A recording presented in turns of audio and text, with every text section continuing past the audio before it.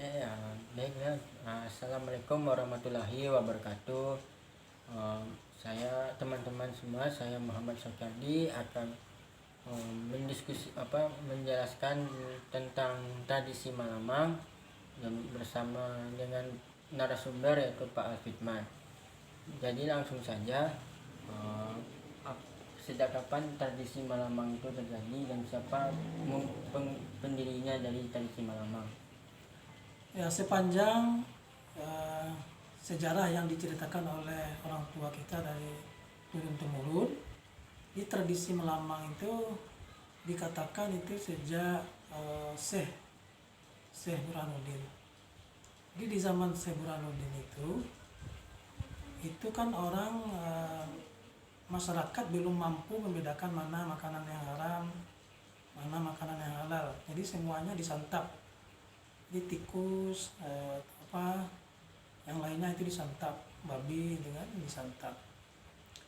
Nah, jadi Syekh Burhanuddin memperkenalkan memasak dengan menggunakan bambu atau malamang ini demi untuk menghindari subhatnya terhadap bekas tempat memasak itu kan.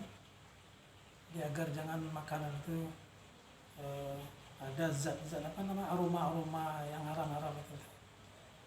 Nah, seperti itu cerita yang kita dengar dari orang-orang tua kita. Jadi mungkin banyak versi yang lain, ya bisa saja. Cuman yang saya dapat versinya seperti itu untuk menghindari subhat agar yang dimakan oleh saya itu betul-betul halal, jadi tidak tercampur dengan tempat memasak bekas memasak yang haram-haram.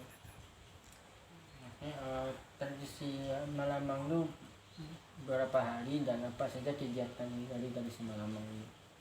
Nah, jadi untuk daerah Pau ini, jadi memang biasanya tradisi Malamang itu diadakan sehari menjelang puasa. Jadi tujuannya apa? Tujuannya nanti lamang yang sudah dimasak itu diantar ke tempat keluarga ayah. Kalau istilah Minangnya itu bako. Jadi nanti orang tua kita akan membawa lamang ke tempat bako disertai dengan semua anak-anaknya. Jadi tempat lamang itu sebagai buah tangannya. Cuman nanti yang hakikatnya adalah sebenarnya mengantar lamang itu istilahnya untuk memperkenalkan keluarga ini ke keluarga bako. Nah, jadi agar nanti terjalin silaturahmi gitu kan. Jadi ya, keluarga bapak tahu bahwa ini anak pisangnya, kemudian anak pisang tahu ini keluarga bapaknya. Jadi nanti tidak, seandainya nanti ada perselisihan, nah itu kan mereka saling mengenal gitu kan. Nah itu, jadi silaturahmi dan buah tangannya Malamang itu. Berarti tergolong dengan perkenalan sambil membawa Malamang. Ya. Jadi Malamang itu sebagai buah tangan, buah tangan untuk diantar ke keluarga bapak. Malamang itu terbuat dari mana dan proses pembuatannya seperti apa? Oh ya, Malamang itu terbuat kalau wadahnya itu bambu ya. Jadi bambu yang diameternya itu sekitar 60 sampai 80 cm. Kemudian panjangnya gitu kan. Lalu diameternya sekitar 10 ya sekitar 10 cm lah gitu kan. Nah, itu tuh wadahnya. Sementara bahannya adalah ketan ya, beras ketan ya, atau sipuli kalau bahasa Minangnya, ketan gitu ya. Nah, jadi bahannya ada ketan, kemudian ada santan, lalu garam gitu kan. Jadi ketan itu dimasukkan ke bambu itu, lalu nanti dikasih santan itu, lalu dimasak pakai kalau dulu itu pakai kulit kelapa atau sabut gitu kan, kemudian kayu gitu kan. Nah itu sambil menunggu masak itu anak-anak sudah udah menunggu dengan riang gembira kan. Cuman sayangnya, nah itu kan, itu cerita saya itu kan sekitar tahun 80-an gitu. Tapi mulai sekitar akhir-akhir 90-an ya, sampai 2000-an ini, itu tuh tradisi melamang itu kalau di tempat saya ini ya sudah mulai hilang gitu ya. Walaupun nanti di tempat-tempat lain ya masih banyak ya, misalnya kayak di Lubuk Kilangan seperti yang di Baringin itu masih banyak. Kalau di Limau Manis itu masih banyak. Cuman yang di tempat saya ini ya, ya hampir apa ya, hampir hilang gitu. Hampir hilangnya bukan karena ini ya, bukan karena